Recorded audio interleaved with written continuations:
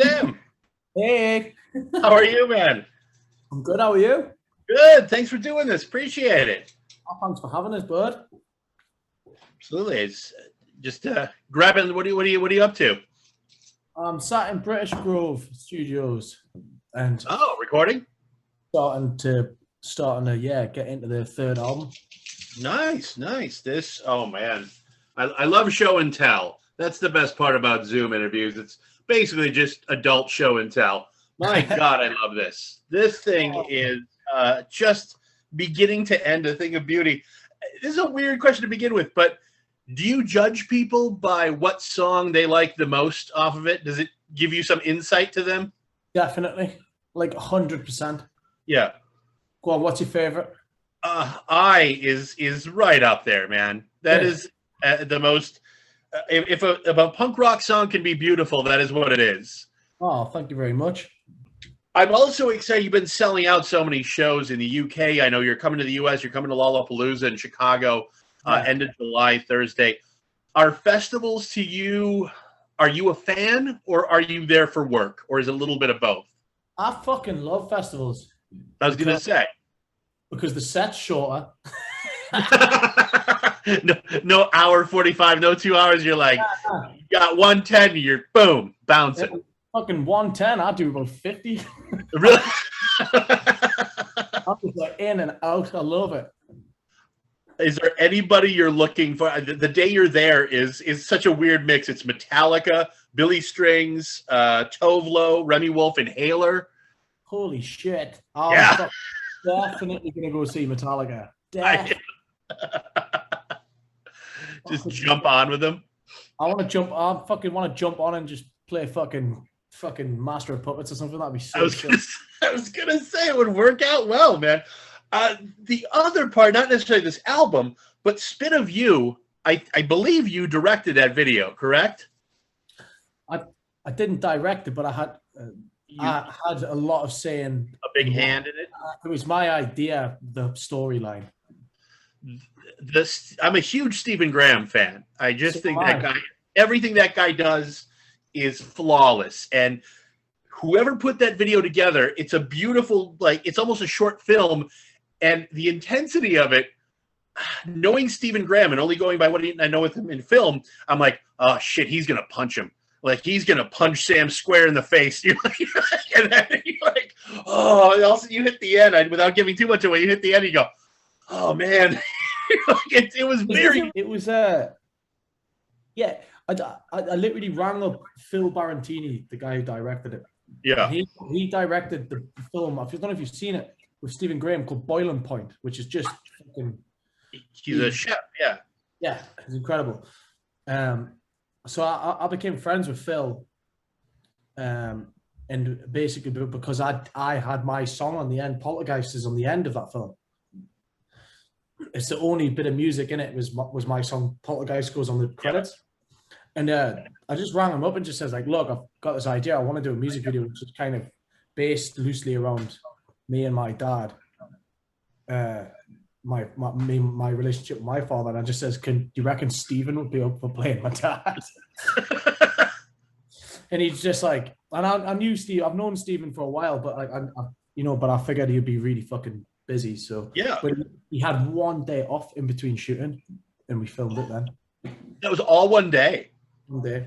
Jesus, I mean, he's a pro, right? He's worked with Guy Ritchie. The guy knows the ins and outs. He's worked with everybody. He's worked with fucking. He worked with fucking. Jesus Christ, what's going on in my head? Blah, blah, blah, blah, blah. Fucking Martin Scorsese. Oh, Scorsese, the Boardwalk Empire. That's right. He played Capone. It was. And the Irishman. That's right. That's right. God, I mean, that's why he's a perfect thug. He's a wonderful thug. He's the best thug. He's beautiful. Looking ahead to this summer, I saw the Finsbury Park is sold out, and I know you got to look back on it, but I mean, Finsbury Park holds more than North Shields, where you're from. I mean, you could have your whole fucking hometown in this thing and go, I need 5,000 more people in it. That's it. Do you look at that ahead of time? Does that throw you off? I'd never thought about it like that. That's fucking insane. Yeah, there's 38,000 in No Shields, I think. Yeah. So that's a whole fucking I'd need another 7,000. You you need some townships around and some of the farmers to get in there.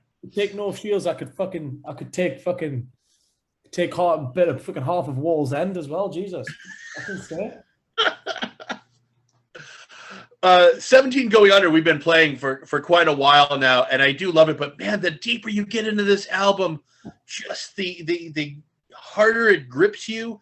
And even Dying Light at the end. Speaking of your hometown, I feel like it transcends countries. Everybody has lived in a smallish town.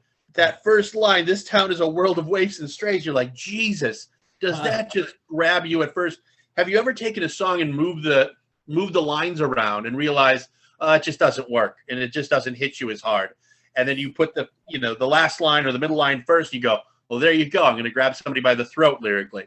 Yeah, fuck yeah. No, totally. There's definitely a little bit of that going on.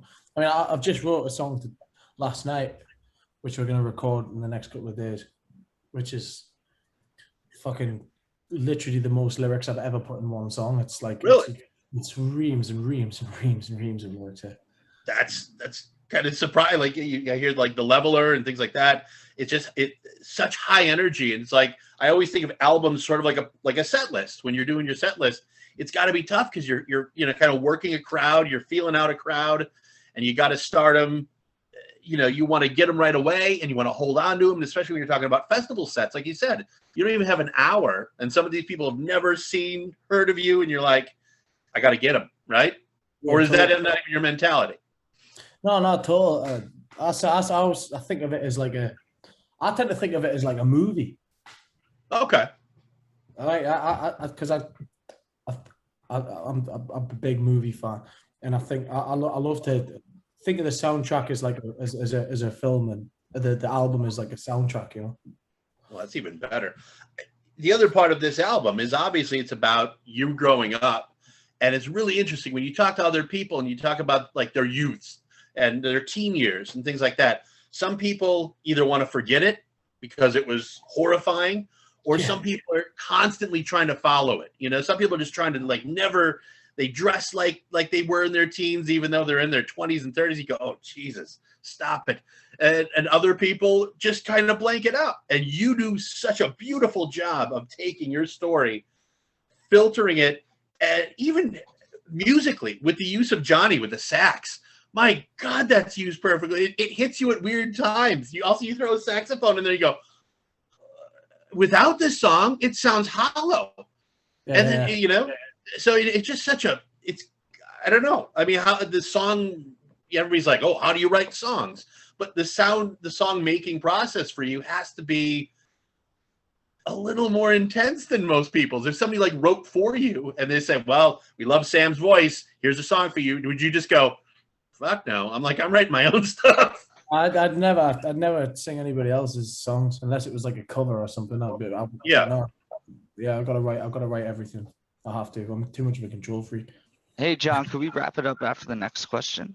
We'll do. Speaking of covers, any covers you are thinking? I know you've done a Mark Knopfler cover, but are there any other covers anything that you love that you would love to try out live? We're actually learning one right now.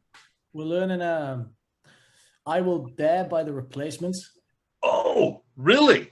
Yeah, we might play it at the City Hall. We've got a gig in the City Hall in like 9 days, so I think we're gonna do it. That's perfect.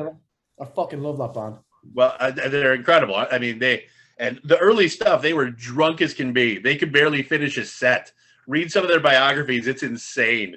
No, I've only just kind of got into them in the last few years, so I'll figure it out. Check out Paul Westerberg's solo stuff too. He's, as far as a singer-songwriter, just a monster. Yeah, he's one of my new heroes, man. I fucking love the guy. He's insane. Well, that's a great way to end it. Sorry, my dog has been just in my lap the whole time, and he's like, hello, dude. Trying to control him, and he's been eating part of your album. So it's perfect time to wrap up. This is awesome. Sam, so great to talk to you, man. Look forward to seeing you at Lollapalooza in Chicago in July. Safe travels. And really working on, man. Hero, thank you so much, dude. Appreciate it. Legend. Cheers, man. Later. Thanks, John.